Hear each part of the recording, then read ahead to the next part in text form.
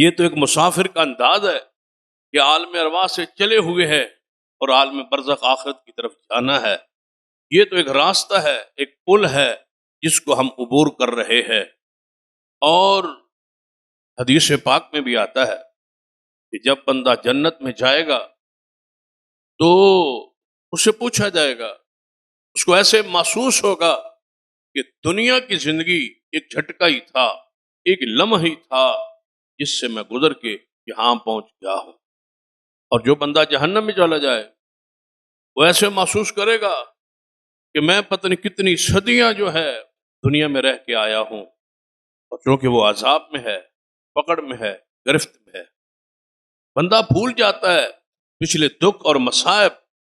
اگر بندہ سکھ پالے، سکون پالے، اطمینان ہو جائے، پھر جب نیک لوگوں کی ملاقات ہو جائے تو موت پچھلوں کے لیے دکھ ہے، پچھلوں کے لیے غم ہے، پچھلوں کے لیے تکلیف ہے.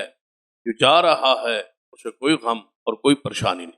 اسے تو فرشتے آگے دنیا میں کہہ دیتے ہیں ان الذين قالوا ربنا الله ثم استقاموا تتنزل عليهم الملائكة الا تخافوا ولا تحزنوا وابشروا بالجنة التي كنتم توعدون.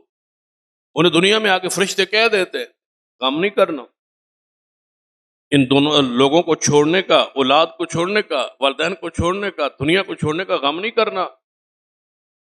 پہلے اپنے ذہن سے غم نکال لو کہ جن کو چھوڑ کے جا رہے ہو ان کو چھوڑو، ان کا غم ختم کرو، اور جس جہان میں آ رہے ہو اس سے ڈرو نہیں. اللہ تخافو ولا تحزن، آگے آنے سے ڈرنا نہیں ہے.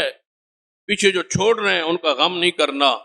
تو یہ خوشخبری ہے، تیرے لیے جنت تیار کی گئی، تیرے لیے یہ رحمت ہے، انعامات ہے.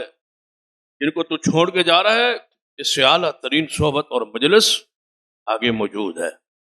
تو لہذا موت اس لیے حدیث پاک میں سنن نسائی وغیرہ میں ہے کہ اللہ تعالیٰ نے موت کو مومن کے لیے تحفہ بنایا. یہ انعام ہے، یہ تحفہ ہے. اگر موت نہ آتی، تصور کرے بندہ تنگ کیسے آتا. جو اولاد سے دکھی تھا اس کے دکھ کب ختم ہوتے، جو مال سے پریشان تھا، غربت سے پریشان تھا، بیماریوں سے پریشان تھا. کیا بندے آپ نے ایسے دیکھے سنے نہیں ہے جو بیماری میں تڑپ کے کہتے ہیں کہ یا اللہ اب تو اٹھا لے، اب تو ہمیں موت دے دے. تو اس کا مطلب بندہ تھک جاتا ہے.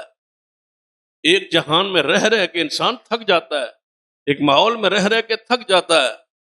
پھر دکھی انسان جو ہے وہ تو اور پریشان ہوتا ہے، یہ دکھ کب ختم ہو، بیماریاں کب ختم ہو. تو اس لیے موت تحفہ ہے، انعام ہے. اگر موت نہ آتی یقین جانو گھروں میں بوڑھے وجود جو تھے وہ خشک ہو جاتے، گل سڑ جاتے، اور انہیں کوئی پوچھنے والا نہ ہوتا. یہ حالت، یہ کیفیت ہوتی گھروں میں. اگر دادے پڑدادے اور پیچھے نسلیں سارے گھر میں موجود ہوتی تو وہ کیسے گزارا کر، آپ کیسے گزارا کر. تو موت اللہ کی طرف سے تحفہ ہے. تحفۃ المومن الموت. حضور فرماتے ہیں مومن کے لیے تحفہ اللہ نے موت کو رکھا ہے. تو مومن کے لیے جب یہ تحفہ ہے تو پھر اس تحفے کو قبول کر. تحفہ بنایا کس نے ہے، دیا کس نے ہے، اللہ. اور بلایا کدھر ہے، اپنے پاس. راضیۃ مرضیہ. اور رکھے گا کن لوگوں میں، فادخلی فی عبادی. اور جگہ کون سی ہوگی، وادخلی جنت.